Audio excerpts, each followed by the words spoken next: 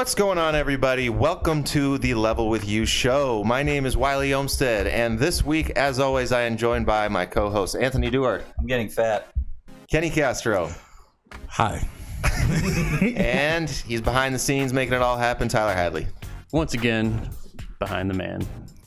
No, take that back. Start the show over. I'm sorry.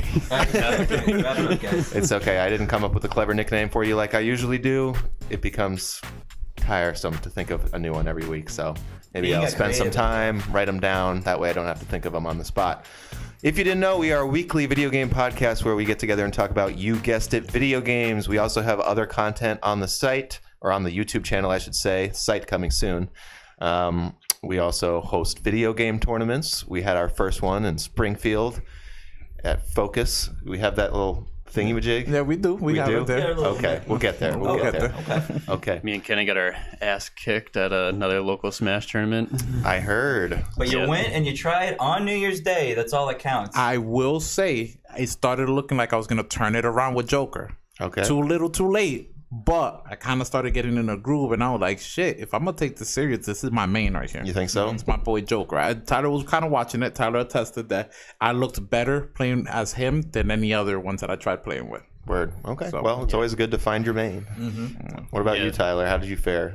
I lost in the first round. You got your ass kicked, but yeah, I got my ass kicked. I was playing Inkling against Wii Fit Trainer first. I lost the first game by a lot, maybe nearly 3 stocked. And then the second game, I came back, got him down to 1 stock. I really thought I had a chance at winning the second game, but couldn't pull through. And so they do best 2 out of 3, just like we did. Yeah, best 2 out of 3, and then for the semis and the grand finals, 3 out of 5. Okay, very good. Yep. Dang. And then I can't remember who I was playing against in the losers bracket, but he kicked my ass big time. Did you switch characters up at all?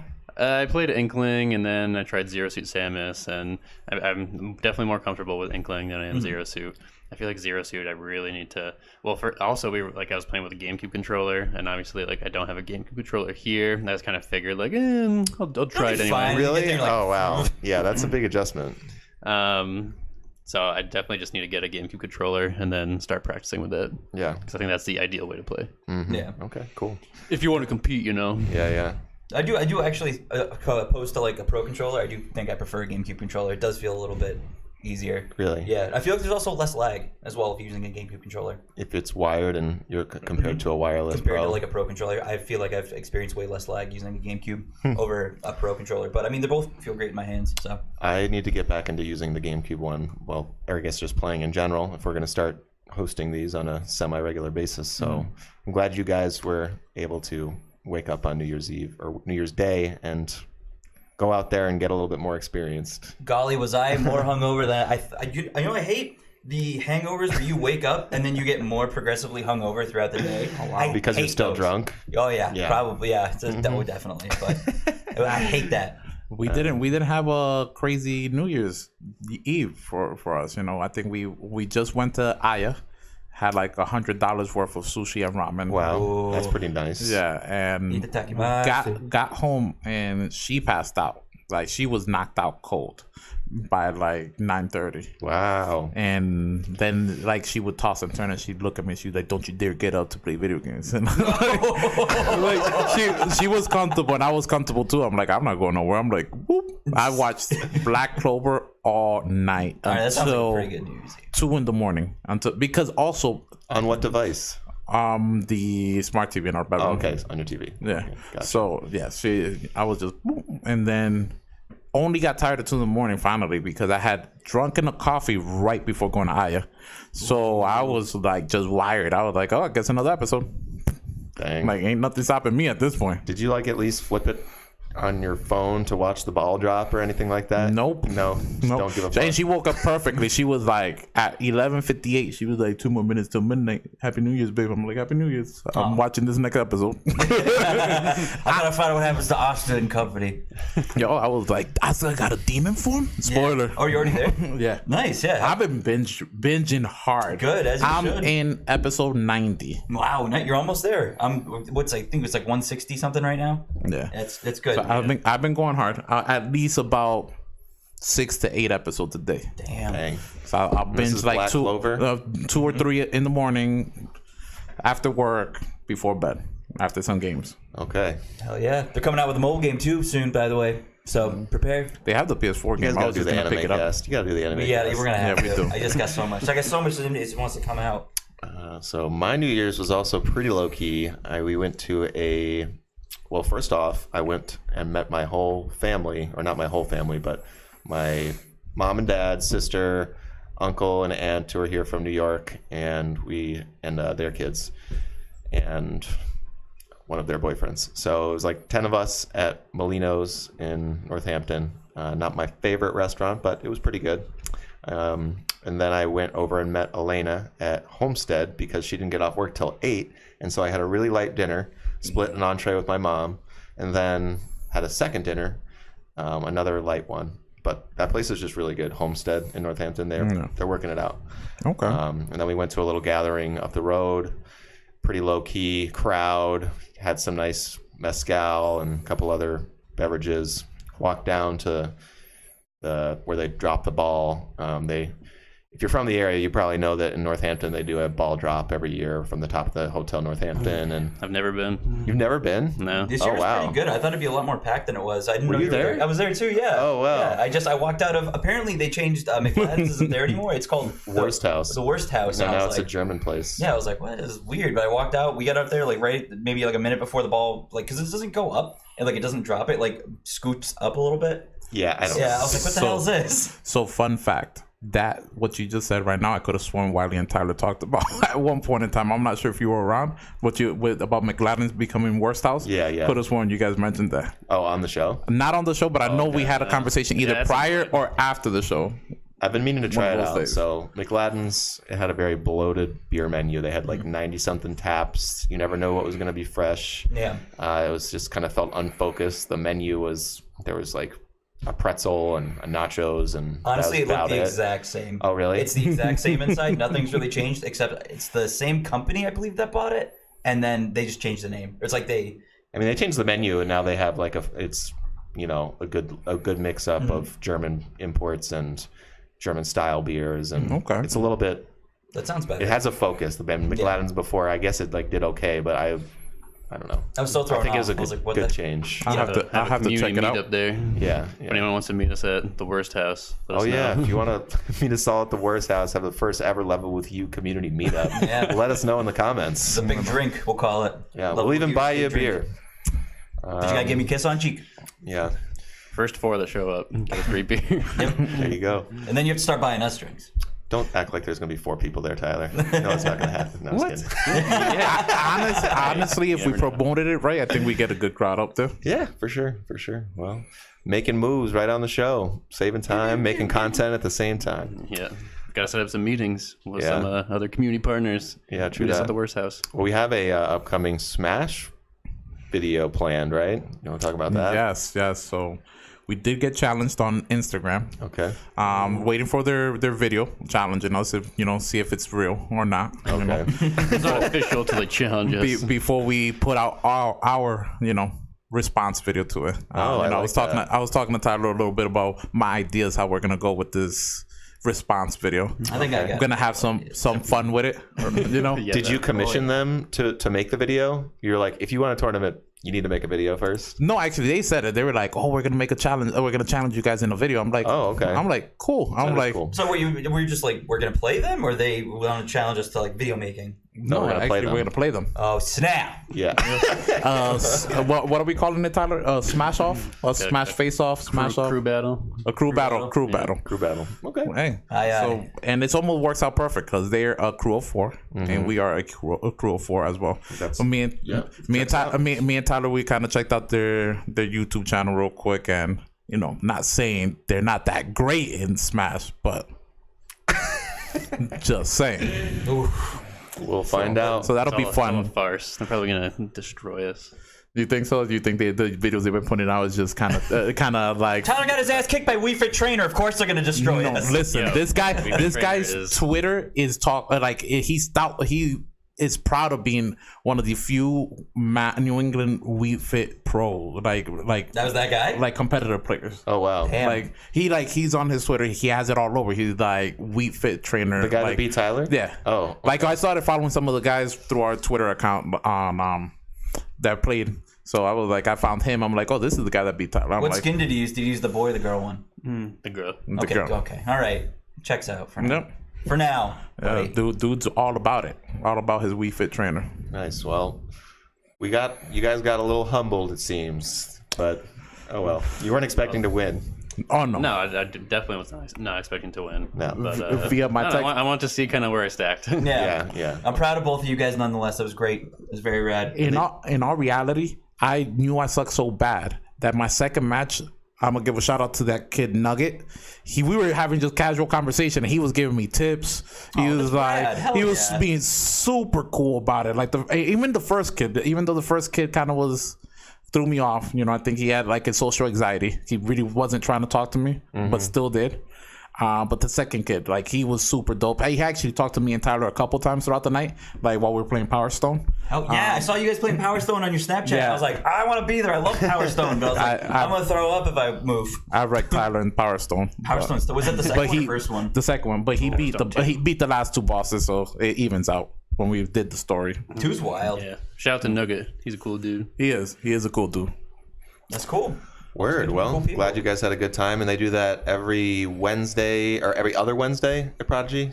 I think it's every Wednesday. I think it's weekly. I believe it's weekly. Is it? Yeah. Okay. And that's in East Hampton if you're local. Seems like a cool scene. All right, guys, let's get into what we've been playing. Or do we want to mention anything else before we get in there? Now let's jump right into it. Okay, let's do it. Let's do it. So I gave my opening impressions on Star Wars Jedi Fallen Order last week. I'm now getting pretty close to the end, I would say. I'm at least maybe 65% done, so got a good chunk left. And this is all just intuition. It doesn't have like a number of planets that you haven't explored list or anything like that, but the story's getting good. The characters' relationship progression is neat. You and your crew on the Mantis as you go from planet to planet. But what's really clicking with me now is two things. One, the combat. Now that I have a good amount of force powers at my command, as well as moves that you learn from upgrading the skill tree. The skill tree, I was a little worried last week that it seems so small. It branches out, and so there's more to it than I thought originally. The difficulty does ramp up a little bit. But the best fights, and the game has so much in common with Sekiro, which is kind of remarkable because they came out only, 6 months apart, something like that. The parry system being what it is, it feels very satisfying to get in a flow with another enemy that has a lightsaber and just be going tit for tat and just like, they're doing a force push. You're doing a backflip. You're jumping in with a few swings. You're switching to your dual-sided lightsaber, and it all is just looking good. It's sounding good.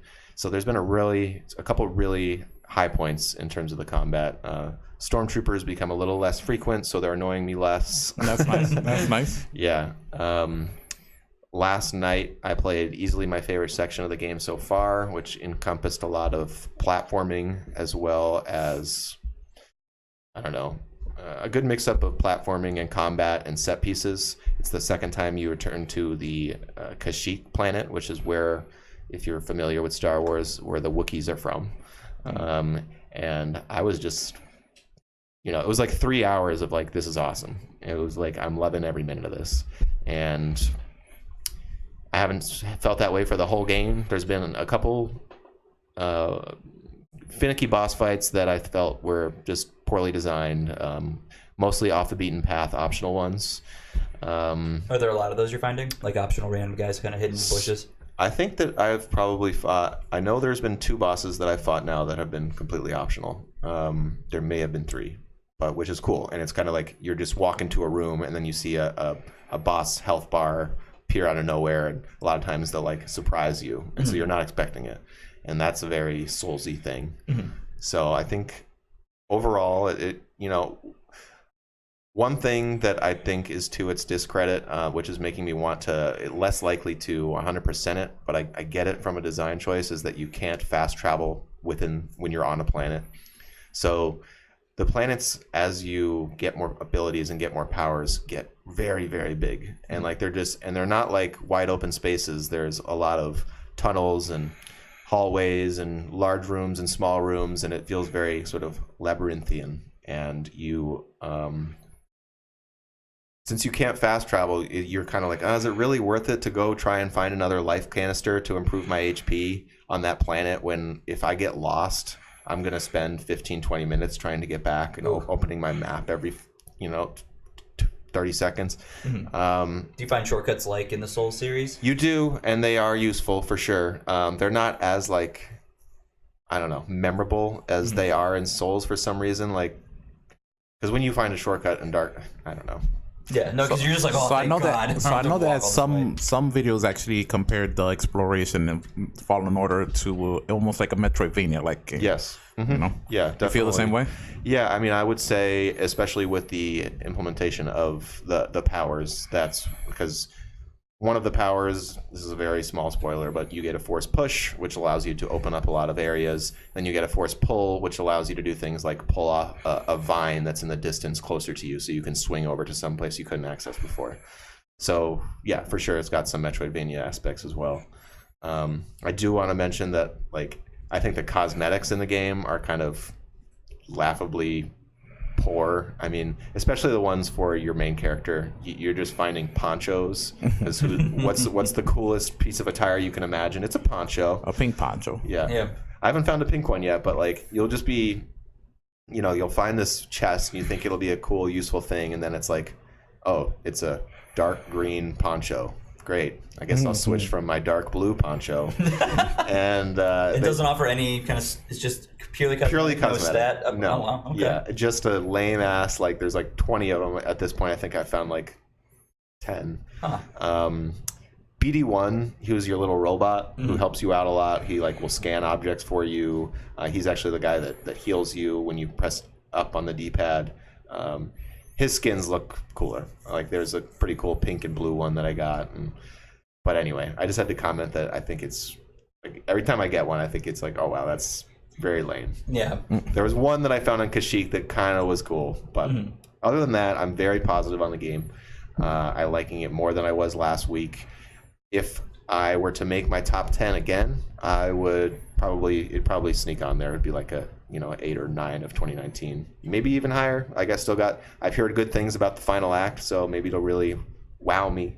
But so yeah, that's my update on Fallen Order. I'll probably finish it this week and give my closing thoughts on next week's show. Nice. Okay, nice. So I see that you've been playing some Persona 5 Dancing Star Night, Kenny. So before I get into my rhythm game that I decided very randomly to start playing. Okay. Question. Okay. Is it beating the game if I clear every track on easy mode? On what? Technically? In what game? I mean, if In you roll Dancing credits, Star you beat the game. Yeah, but Like I cleared every song. In this Dancing by Starlight? Yes. I think so. Does anything unlock if you played on higher difficulties? Though? So when I beat it on this mode, I unlocked the hardest difficulty, which is all night. It's called all night. So I don't think I'm gonna be dancing all night. Yeah, I mean, if you don't unlock any other songs. So what? It starts out that there's an easy, medium, and hard, and then if you beat it on any difficulty, you get all night difficulty? Yep. Okay. So I'm wondering because will it count towards my resolution goal of 15 games? Yeah, sure. Yeah, I can count that. I don't Roll want credits, Yeah. beat the game. Yeah, so you already got one down in 2020? So that's one down in 2020. You're ahead of me, you man. packed up? I'm still at 0. Yes, I did. Okay, cool. So now you gotta get the other two. That's 3 down. You know. Maybe do it like in a little splash in between games. Have a nice little like, all right, cool. Do this game. And a So rhythm. that one, I Persona 5 Dancing Star Night. I decided to go with that one because I'm more familiar with the tracks from Persona 5. Then Persona 3, which is the other Exactly. one. Well, no, it even has Persona 4. Oh, really? Honestly, Yeah. don't skip on them. Tracks are Persona 3 and 4 soundtracks are so good. Yeah. So is that? So this is a PS4 game? Yeah. Okay. All three are there. It was a triple bundle for like 25, 30 Oh, bucks. wow. That's rad. Yeah. Rhythm games. So I haven't played a rhythm game in forever. So, you know, it was kind of nice having a, you know, perfectly timed the button presses and all that stuff and enjoying the music tracks. You don't have to be so perfect. Well, I was playing. Well, so there is the last track, which I like the set pieces for each track. Like they give you each on different moments throughout the game. So the last track, of course, takes place during the last boss battle. You know, and I forget what song. I think it's actually the song that plays during the last boss battle. Rivers in the Desert, I think. No, I think that one's the second to last song I had to play. But the last song, it was very intense, very fast paced, even on easy. So I can only imagine how it is on normal, hard, and all night mode. Wow, it's so. I'm not looking forward to it. I did after I beat it. I started clearing. I cleared about 6 songs right away on normal mode. Okay. The mechanics are kind of interesting because you have, so it's the top, left, down on the D-pad, and triangle, circle, X. So no square or no right? square or right. What do you do with those? Nothing. So then the thumbsticks are for the spins. So you get like these spins, these outer circles that just come. You don't have to hit them, but if you hit them, they add to your combo total. And one of them is a fever increase, like increases your fever pitch, which is like this in song mechanic where your partner comes out to dance with you, and you kind of are immune to breaking your combo unless you really miss a note. Okay. That makes, I can. What are you seeing on screen? Like, are you seeing things fall down like DDR style? So you're seeing them come from the middle outwards. You know, so they're approaching the button that you have to press. Okay, yeah, it's like a big circle. Big circle. And then each button is in one of like the corners of the screen. And then there's also like other mechanics in it where it's like pulsing and you have to like flick the analog stick. I really want to play this now. I've looked at it a couple times and I've seen videos on YouTube, but I'm like, I just need to. I like that one at the round one they have where it's like the music when we have to slap it and whatever. Honestly, after playing, like once you play the first couple songs, like catch yourself, like especially if you enjoy the tracks, you catch yourself by 7 songs in and you're like, wow, have I really cleared 7 songs already? I mean, it's a phenomenal soundtrack. We all know that. And they have really good remixes also to some. Yeah. And it's about 20 something tracks deep for the game total. And are there other modes that might keep you coming back? So the only, honestly, the real thing you have there is the social interactions that you gain by hitting certain things. So, what is it? For Ryuji, right? Ryuji, you have to hit combos. So like you have to get 2,000 combos. Accumulative, no, just in general, accumulative 200 to get to social rank 1. Social rank 2, imagine like so it's got a whole social 4,000, yep, 4,000, 5,000, 9,000. Like you could go all the way up to social rank 8 or 9. And then you'll just get a little cutscene with them or something? Yep, you'll go interact with them, you get a cutscene with them. As Joker? As Joker. Okay. And you'll, unlock maybe some cosmetics, a challenge mode to add to multiply your score if you can get through the song with that multiplier on. You just unlock various different things, but it's surrounded. So what I'm noticing though is that it's surrounded by that you're supposed to face off. What I'm guessing is either the protagonist from 3 or 4 in a dance off almost, because it's alluding to their older sister having found another person who was able to change or overcome an obstacle by dancing. So it was either I haven't played 3 or 4, so I'm not sure which one of the 2 protagonists it will be, but I'm seeing like there's at least a little bit of a semblance of a story to at least the dancing game. Okay. The twins, they have you there and they're like, oh, my older sister, she has this one person and we need you guys to dance the night away and just outshine him. So would you recommend it? Honestly, if you're into rhythm games and for the price what it is, three rhythm games for $30, $10 a piece, you can't beat that. And that sale, I don't know if it's still going on. Maybe I know that it seems like there's been like these crazy sales on all the stores for a couple weeks now. It always is this time of year. Yep. So cool. Glad to hear that. I love rhythm games, but the dancing games, they didn't really stick with me. I mean, I just played the demo. But... Okay. Yeah. It's very interesting. I'm curious to see how they handle the single player aspect, but I feel like it's just a rhythm game. You check off kind of like your objectives, you get the special extra thing. But I'll jam out to price a couple more times. Word. Yeah. So how about you, Anthony? You've been playing some. I know your resolution was to. Oh, it's going great. Was to move away from your classic JRPG staples and your strategy RPGs and your Japanese stuff. So tell me about the new, Western shooter / platformer that you're into now.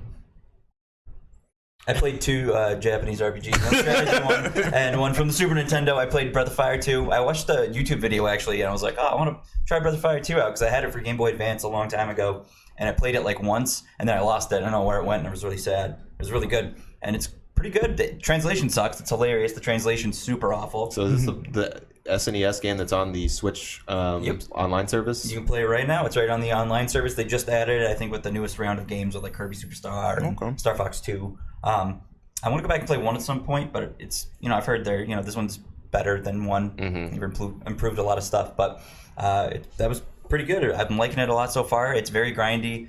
The encounter rate's super high. You can take 2 steps and you'll get into like a random encounter. Oh wow! I can't stand that. It's very rough, and the translation is making it a little hard because they're like, that guy are sick, or like, wow, it me, that guy, we go over there. Okay, whoa, and it's very like cluttered, but it's. I can see the story's picking up so far. It's a neat little. You start off and you're a kid and it's all black and white, and you go and you meet your sister at this little like waterfall, and there's a dragon skeleton there, and the guy who raised you is a father, like a priest from the local church. He found you when you were abandoned as an orphan, classic JRPG staple. And you go to meet her and you're like, oh, my mom's dead, and your sister's like, it's okay, close your eyes, you can see mom in your dreams. So you go and you close your eyes, and then you wake up and everything's a color, and you walk back out, but nobody knows who you are, and they don't remember you ever living there. So you're like, oh, now I'm an orphan, oh, shit. And then you meet a dog friend, Bao. It's a world of like anthropomorphic animal creatures too, and humans. It's crazy.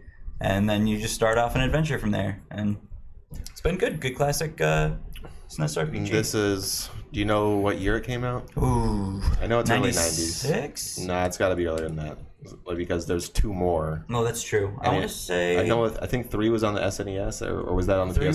3 was PS1. Okay. 3 and 4 were PS1, and then 5 was on PS2, and that one was. I thought it was bad. Okay. But because it was totally different. But I want to say 90s, maybe 95 or 96. But it's. We have the technology. It's true. We could figure this out. But I'd recommend it if you like classic old school turn-based JRPGs. It's that anime aesthetic. It's nice. I've only really scratched the surface. I know the combat goes very deep. It's got like an active. Does it have an active time battle system? First released in '94, but then it was released in the West in '96. Oh wow. Okay, so. Well, you hit it on the head. I just remember because I think when you say it's like 1996, it's either on the pause menu or something. I forget, but it just shows up in big bold white text. Looks like it's got a very. Like it's a pretty impressive looking Super Nintendo game graphically. It does look great for a Super Nintendo game, and the music's pretty good too. Yeah, I like the sprite work, as you would say. Yes, yeah, it's got really good sprite work. The animations are great. The enemy design's awesome. Character design's awesome. Yeah, the enemy design here, I'm just looking at this big old... Oh, that's 4. Is that 4? Yeah, that's 4. Oh, really? No, is that 4 or 3? It says 2. Breath of Fire 2. Weird. Oh, that might be 2 or 1. I don't know, but that might even be 3, because 4 has a distinct kind of like Capcom, early PlayStation 1, like Mega Man Legends-esque style. Gotcha. But it's good. Check it out. You like anime games? You like RPGs? If you got a Nintendo Switch, yeah, you just got the online service. It's pretty cool. You can browse through a lot of stuff. Did you want to mention the Disgaea 1 Complete a little bit? Yeah, it's a strategy, kind of along the veins of Fire Emblem. It's a little more bombastic. I found it on the Switch Store digital for like $25, and I love the Disgaea series. I've been with it since it was on the PS2. I think they're up to 5 now, which they have on Switch. Disgaea 5 Complete. But this one's really good. Sprite works great. They updated it all from the original PS2 to the modern sprite sheet models now, which is pretty cool. The older ones, since it's been around for a while, they took the time to kind of update all the sprites and flesh them out. So it's a remaster of a PS1 game. Mm-hmm. Okay. And it's like kind of like Fire Emblem, but you have control of your characters all at not all at once, but actually it is kind of basically just like Fire Emblem. When you move, it's more of like a grid-based It's not like super crazy. You kind of just do your attacks on screen. You don't go on like this little animation. You have your little units of guys. You can customize your classes, names, all that good stuff. I'd recommend checking it out if you like strategy RPGs. It's got a really, kind of off the wall story, very heavy anime aesthetic, but it's good. It's got great sprites, great art. The music's awesome. Sounds good, man. Yeah, it was good. It was a nice little throwback. I didn't really want to dive something too great. I want to get my toes wet before I start swimming without my floaties this year. Yeah, diving into scary new games. Fair enough. So Tyler, something big happened. You were up one night and you thought it would be a good idea to order a bunch of fancy PC parts. Yep. So you are now up and running. Yep, I got my new PC built. Very Launched exciting. that thing. Got it running at like 4.8 gigahertz. 8 What does that cores. No, that just means it's good. How many teraflops? I don't think I got any teraflops. All the megabits. The megabits are in the millions. No, but I did start playing The Outer Worlds. That's kind of like a test benchmark to see how that performed. And I will have to say my computer crashed a couple times because I wasn't sure what was happening. I think I just needed updated drivers and things like that. Those damn drivers. Hey, they played Get off the road. a big part. Beep beep. But I started playing that maybe about 2 hours in. Got my first companion. Parvati. Yeah, Parvati. She's pretty cool. I like her. My guy's pretty much spec'd to be persuasive and easygoing and stuff like that. Persuasive and easygoing. Yeah, I couldn't remember if that's what you guys said, that how you spec'd your character. We were both very persuasive. Yeah. Max persuasion. Yeah. Yeah. I mean, what other way would you want to play the game? I mean, just brute force, asshole. Yeah.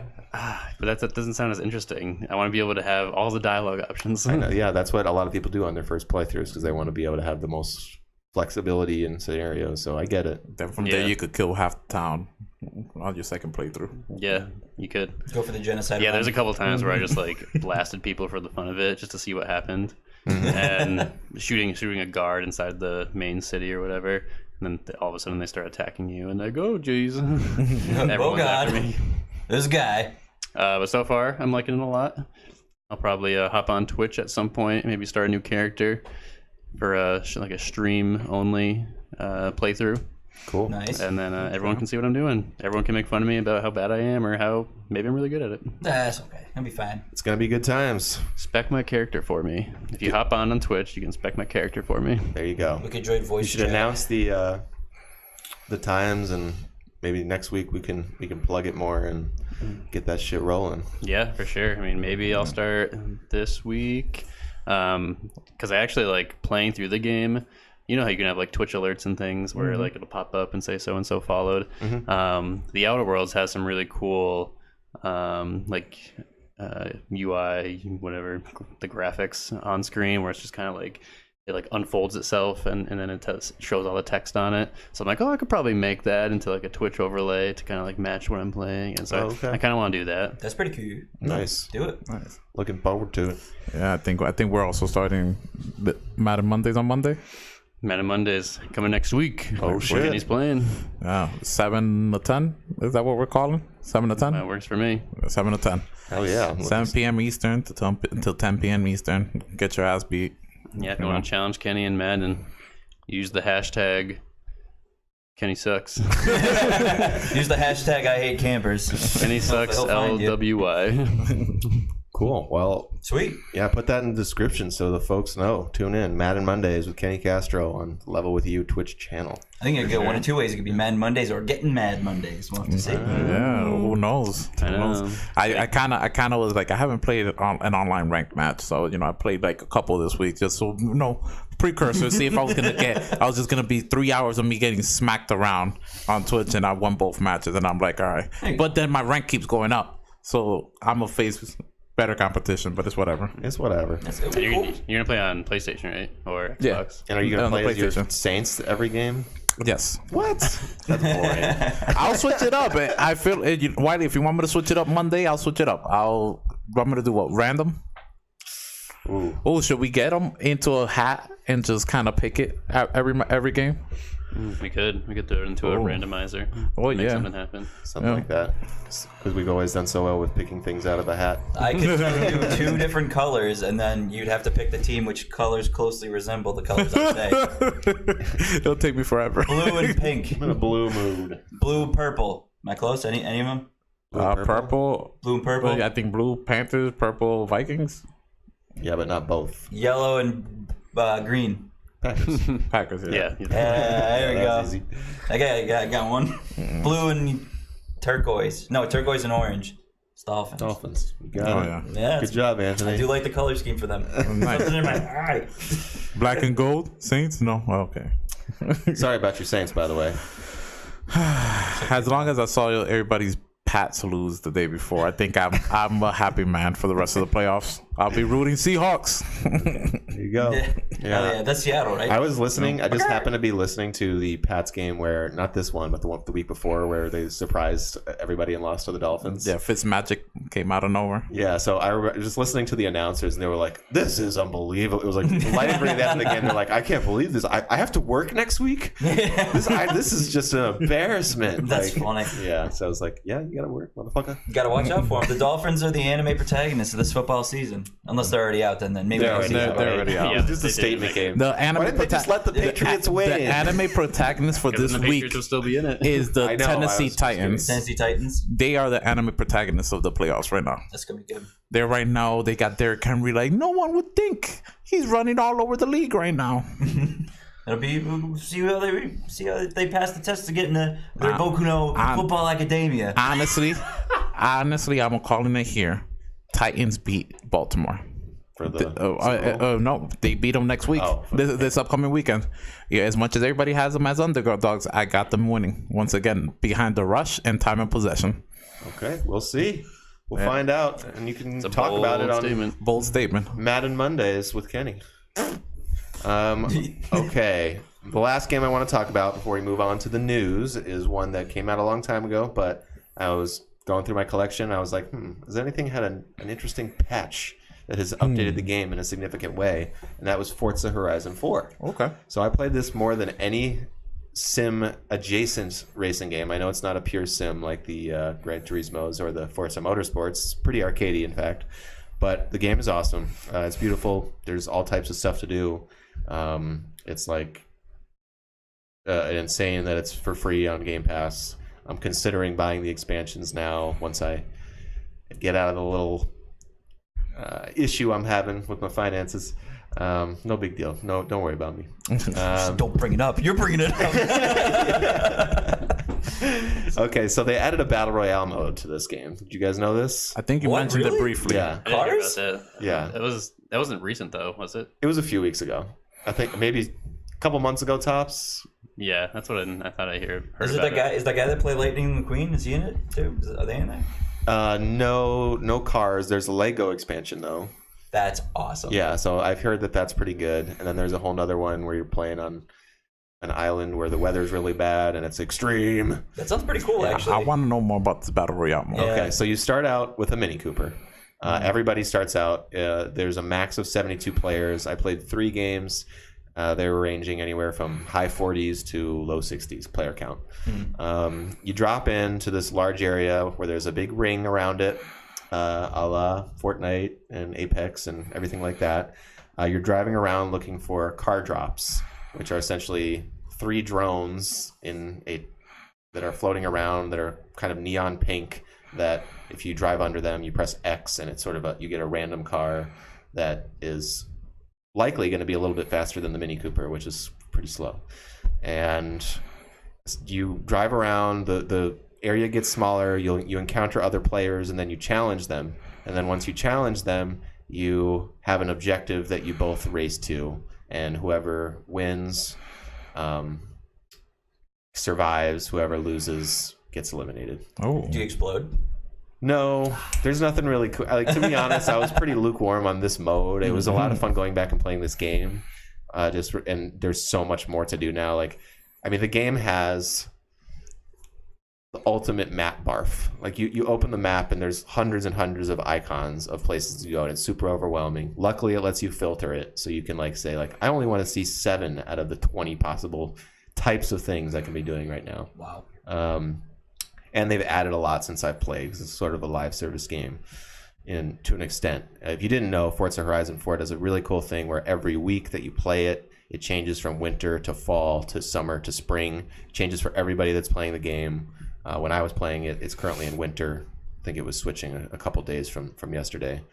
So that's just a really cool feature. It which changes up the geography quite a bit. I like Forza a lot. I played the one for 360. I forget if it was like 3 or 4, but I really liked it. It was like great. The Motorsport series? Yeah. Gotcha. I'm not even a big fan of like car games. Racing games I like, but arcadey like Mario Kart or Crash Team Racing. But this one was awesome. It was very neat. And Horizon would be even more up your alley because it's a little bit more forgiving as far as the handling goes. It's got like a real cheeky sense of humor. The game takes place in the UK. They're making a lot of UK influenced humor interjected in there. So the mode though, the Battle Royale mode, it's like it kind of felt a little bit luck based on what car you were going to find. A little bit like once you get challenged, if you're in that moment facing the wrong direction and the other player is like darting towards the objective, you're at a completely unfair advantage because most of these are going to be dictated by less than a second or so, or 1 or 2 seconds. So, I'll mess around with it a little bit more. I think the concept is fun. I think it's like funny that the conversations we were having when PUBG came out, like, oh, well, they're going to make a battle royale with Mario. They're going to do it with Gran Turismo. And like now it's actually happening. There's a car one, and for better or for worse. So anyway, just wanted to hop back into that for a bit. And it's cool. Check that out. Yeah, check it out. So now we have a message from our sponsor, Focus Springfield. We have a sponsor? We have a sponsor. Wow. Yes, this is crazy. Yes. So we are proud to have Focus Springfield Community TV as a partner and a Level With You sponsor. Through providing facilities, equipment, and training, Focus shines a light on positive stories in Springfield and creates a space for communities to connect. Learn more about Focus and what they do at focusspringfield.com and on Instagram at Focus Springfield. Thanks, Focus Springfield. And that's where we have our Smash tournaments and maybe some other ones in the future. Yeah. It's true. And now it is time for Cruising for News. Forza Horizon! Cruising for News, the part of the show where we go over the biggest stories happening in the gaming world and talk about them. So, I feel good that we're now into the new year and things seem to be happening again. It's not just a wasteland of sleepiness and top 10 lists. So, first story comes in from, where did I get this one? Oh, I forgot to source it.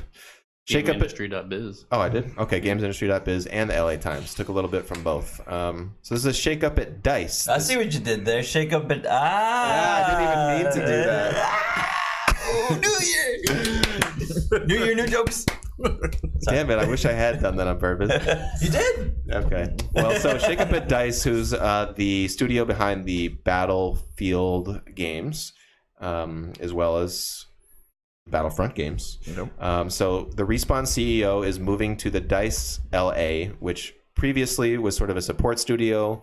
Those games usually had very long tails and would need support continuously after launch. So DICE LA was sort of responsible for the upkeep of them post-launch, as well as contributing. So he's forming a new studio. And the head of Respawn, who's had this crazy year with Apex Legends in February, with Star Wars Jedi Fallen Order in November, they're really taking off. So his founding a new studio for EA is kind of a big deal. So here's the story.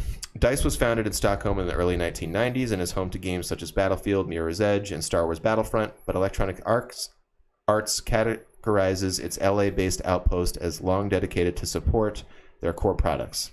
Under Zampella, who is the Respawn CEO that's moving, I did not write his first name. Why did I do that? There are plans to expand and launch an original, as yet unrevealed game. The company will remain separate from Respawn, and Zampella says likely will drop the DICE name. We will probably rebrand. We want to give it a new image. We want people to know this is a destination you can go and make new content. I think they've kind of gotten the branding that they are the support studio for DICE Stockholm. I think rebranding is important, showing people, hey, come work here. We're going to do some amazing things. The studio, he stresses, will be separate from DICE Stockholm and separate from Respawn. So, got another big AAA studio in the works for EA. Any predictions? Probably going to take a big hit, or they're restructuring their that microtransaction kerfuffle they got in with Battlefront. Mm-hmm. Yes, that was certainly a image killer. Yeah. Yes, image killer.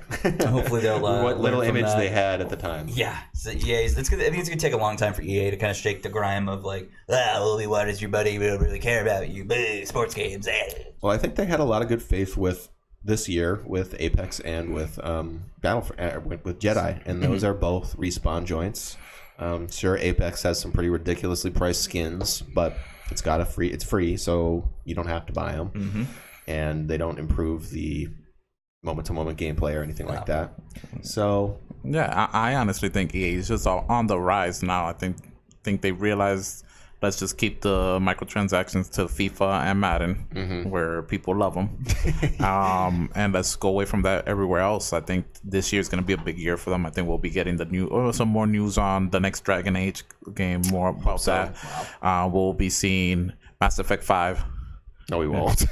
I think we'll see something, an announcement about it. It's in production. I've seen people talking about it all over that. They're fully involved in producing it. A new Mass Effect. You'll have to show me.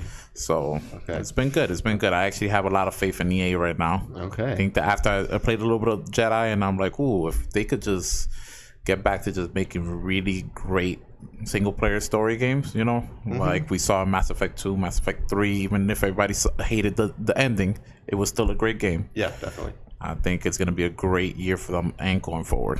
Okay, well, Kenny has got a good outlook for EA, and he was talking about all that money they make in FIFA and Madden, which leads us into our next story. 2019 digital sales data.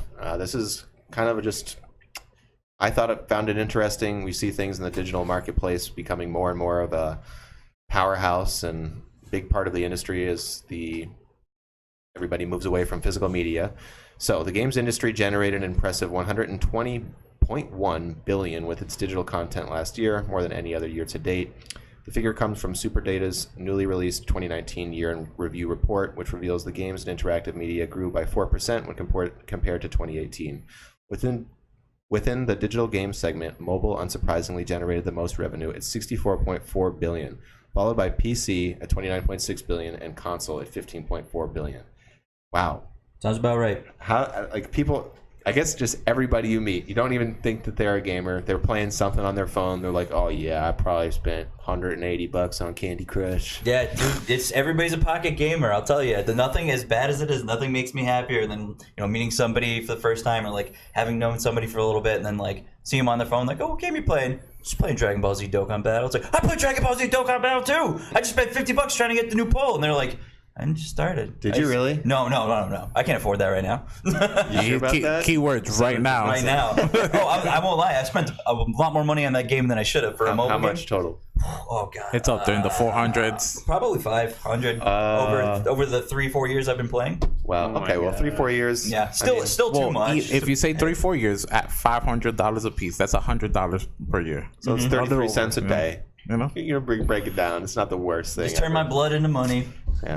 But I mean, Tyler does not approve. He's sitting over there like judging so hard. Tyler's the man that compared a McChicken to the Popeye's chicken sandwich. Oh, let's all remember that. Right. Gourmet. Let's see. And I don't feel very proud of it, but I will be open and I will admit it. I mean, they're not the best things. But that's how they get you. The thing I try to help rationalize in my head with that for not buying them is that like this is on a server. The server is going to shut down one day. So the money that I'm spending now won't be there in like, I don't know, X amount of years. But I want this right now, so I'm going to buy it. Moving on with the story. The grand total is reached by factoring in the $6.5 billion generated by gaming video content across the likes of Twitch, YouTube, Mixer, and Facebook, plus the $6.3 billion from XR, which encompasses augmented, mixed, and virtual reality. Free-to-play still leads the market, accounting for 4 out of every $5 generated. Mobile now represents 74% of all free-to-play revenue, thanks in part to the ongoing success of Tencent's Honor of Kings and Candy Crush Saga. Oof. The highest earning title in 2019 was Fortnite for the second year in a row, generating... You guys read it already? 1.8 billion with a B dollars. The biggest premium game, meaning a game that you had to pay for, was FIFA 19 with revenues of $786 million. Superdata expects digital games and interactive media revenue to grow to $124.8 billion in 2020, another rise of 4%. Oh yeah. So I'm not going to read that last one. So yeah, a lot of data here. I guess in our bubble where we are very focused on console gaming for the most part. I know Tyler's got a PC. We're into the stuff that gets critical acclaim, but it's important to remember that what's driving the growth of the industry is a lot of stuff that we're not really around. Physically touch. Except for Anthony. Yeah. Except for Anthony, yeah. I mean, there's the mobile thing, but then, I guess there's not too many surprises in this article. I just thought it was... Not at all. I don't know, kind of a cool look back. And I also thought it was very interesting to have an actual number on how much Fortnite makes in a year. Almost all those $2 billion. Yeah, it's crazy that free games can generate that kind of revenue. It is crazy. Yeah. I mean, think about the mindset of like all the people that are playing. And We don't like, have a paywall. it's hard for me to put myself into that kind of those person's shoes, just because I'm nowhere like any of those kinds of. So have you ever paid a dime for Rocket League? Nope. No? Not a penny. Wow. It's because that was free on PS Plus when we got it. Yep. For the Batmobile skin.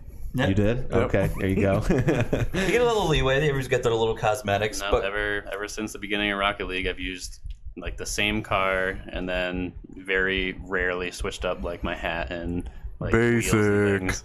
you've had the dead mount thing Yeah, forever. nowadays kids are like make fun of you if you've got a default skin in Fortnite. Yeah, nobody's trying to Yeah. partner up with you in ranked matches in Rocket League with that basic car. I get made fun of at school and at home.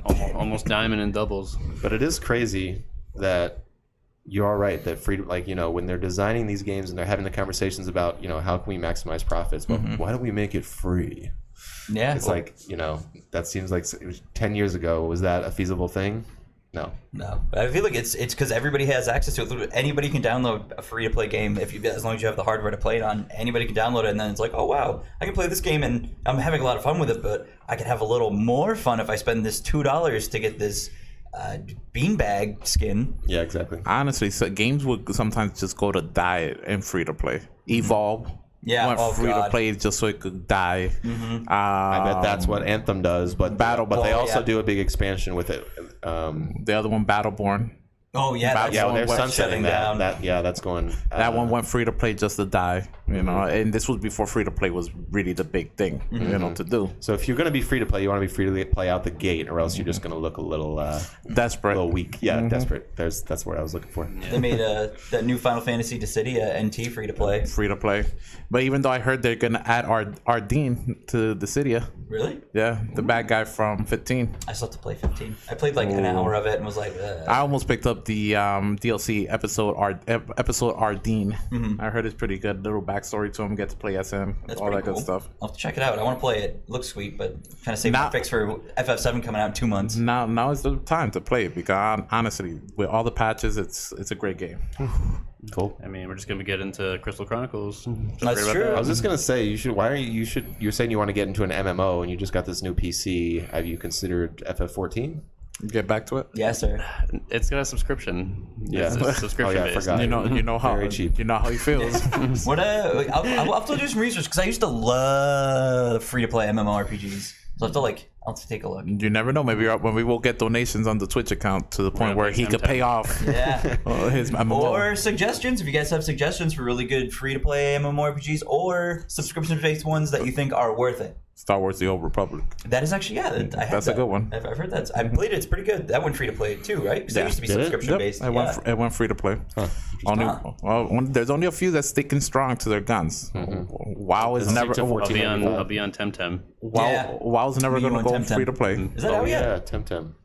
What? Temtem out yet? No, I think that's like the 27th or something. When were you telling me about Temtem? This was last week, I think. It was last week. Yeah. Wow, this week flew by. I just want to. I want to. We got Kakarot coming out next Friday. Yes. We got, Shin Megami Tensei, Diva Battle, Fire Emblem coming out same day. So Kenny, you said that Dragon Ball Kakarot is going to be the game that ends the anime game stigma. Yes, you it sticking is. to that? I'm sticking to it. Okay, what's the predict the Metacritic?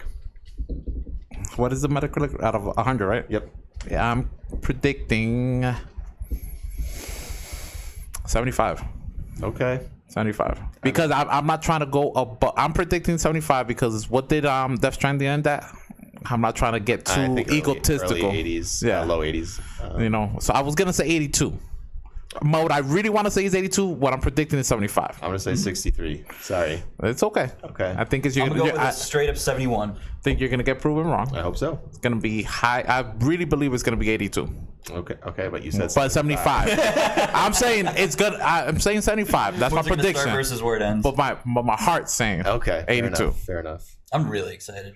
Our next story: Uncharted movie loses its sixth director. Womp womp. Tom Holland's Spider-Man schedule is crunching Uncharted's timeline, and sources said that it will cost the picture Travis Knight, the Leica animation whiz who made his live-action directing debut on the Transformers spin-off Bumblebee, which was pretty good. It looks like the movie will get pushed, but Holland and Mark Wahlberg remain attached. Sources said Sony still intends to move forward with the film with a new director and a new release date on Uncharted, an action-adventure-based game on the top-selling PlayStation video game series created by Naughty Dog. We all know this.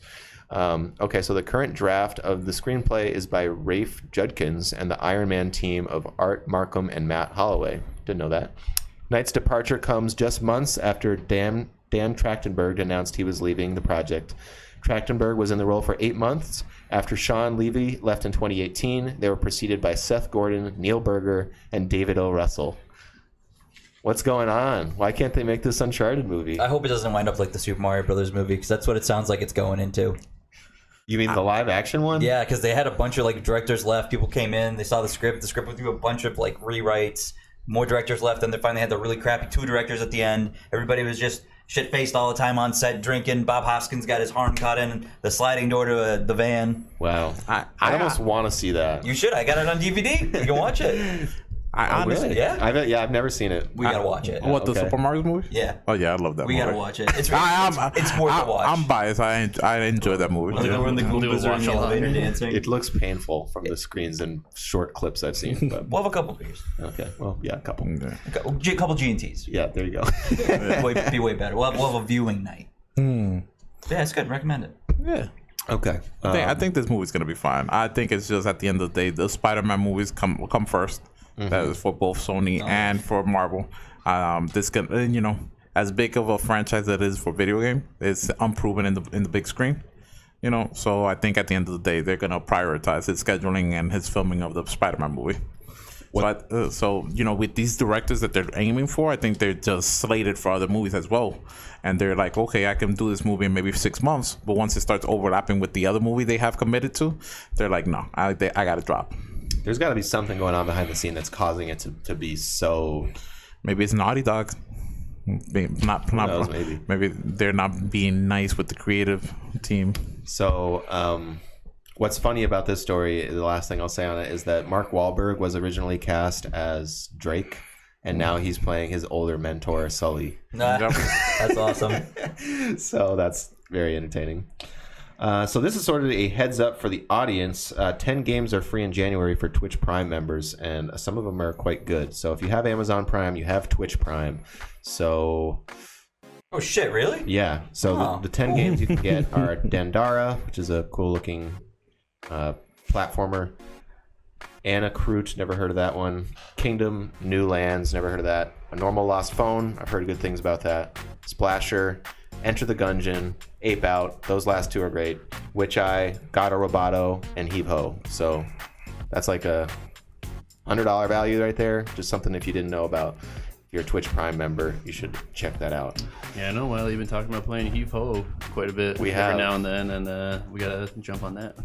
Do we have enough controllers? Oh yeah, we can use controllers on your. Yeah, Yeah, I mean, totally. We just need cables and that'll reach and stuff like that. Yeah, so keep an eye out for that. Heave Ho, maybe coming to a YouTube channel near you. All right, so our final story of the day. IGN changes review scale. This is a letter. I'm not going to read the whole thing because it is quite long. From Dan Stapleton, who's been their head review editor for many years now. IGN has used a 100-point scale for the vast majority of our 23-year history, and in most cases, it's served us well. A lot of people love the pinpoint accuracy of that system for the way it allows you to declare one thing slightly better or worse than another. Under the right circumstances, this allows you to create an ordered list of reviews that is accurate and reflects the very specific sequence in which they're recommended, which is useful for at-a-glance comparisons. As a reviewer, it's nice to be able to recognize improvement or decline in a series, however minor, with a slightly higher or lower score. So, why the change?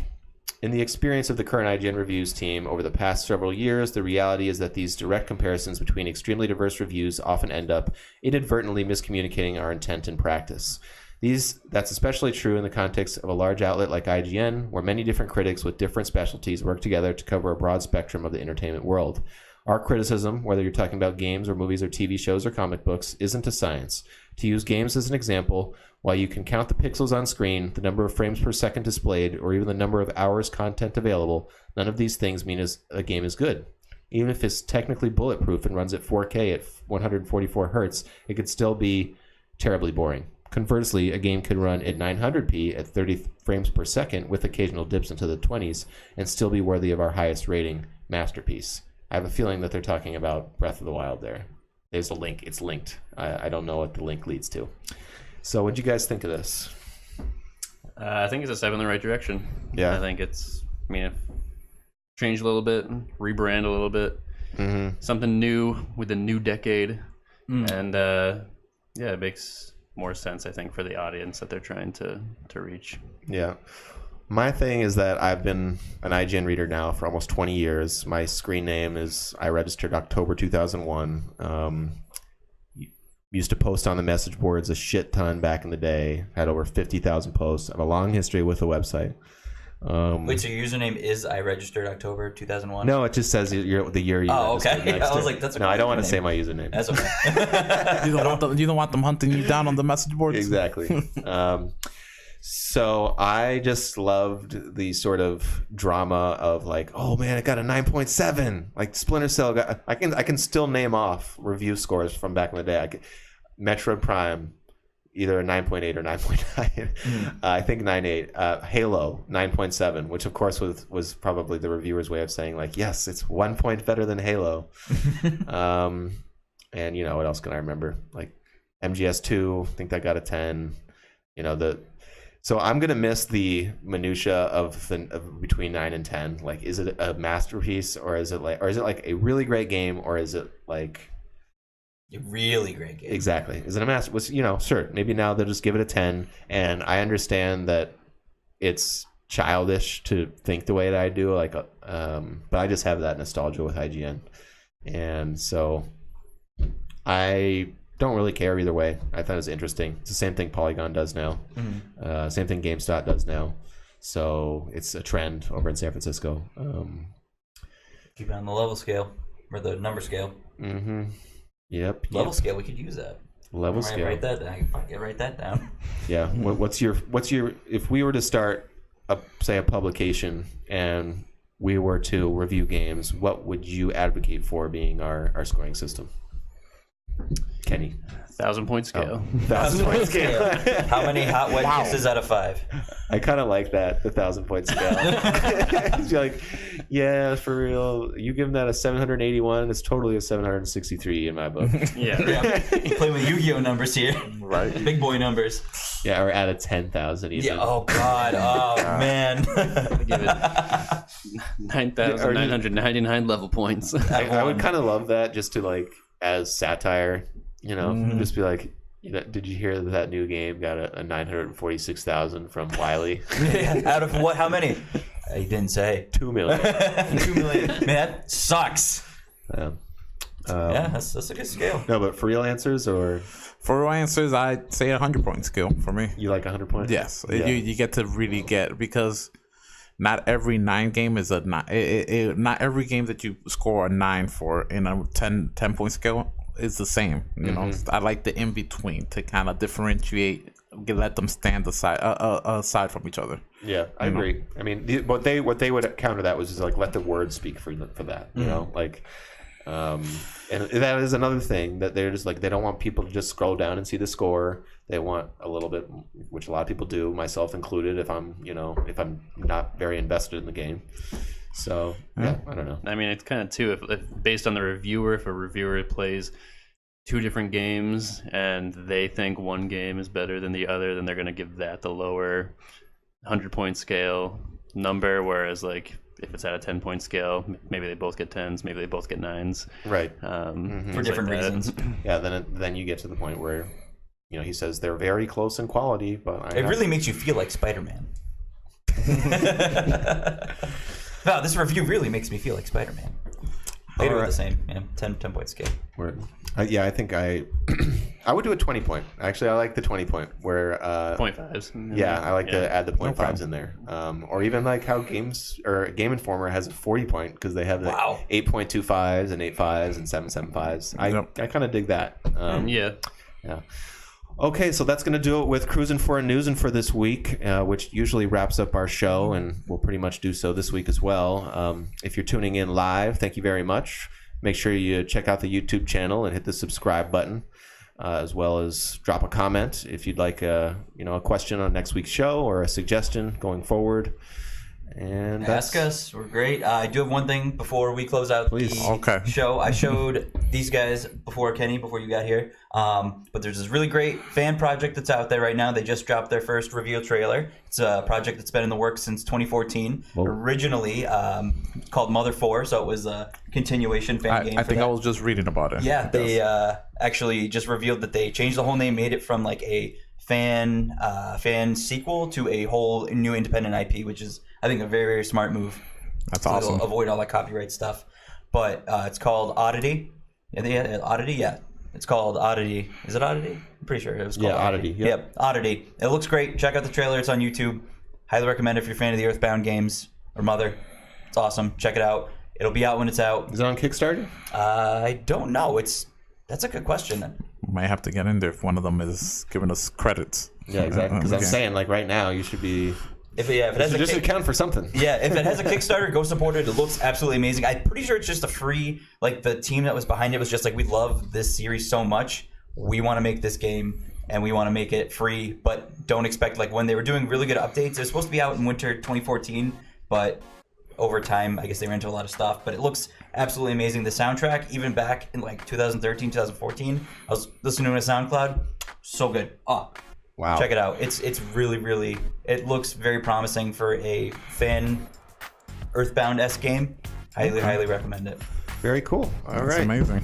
So we will see you next week on our usual recording day. The last 3 we've been coming at you on Monday evenings. We usually record on Tuesdays. We've just had scheduling conflicts. So video live on Tuesday. You can get the audio version the following day, as well as the video on YouTube. So thanks for watching. Stay level. See ya. Goodbye.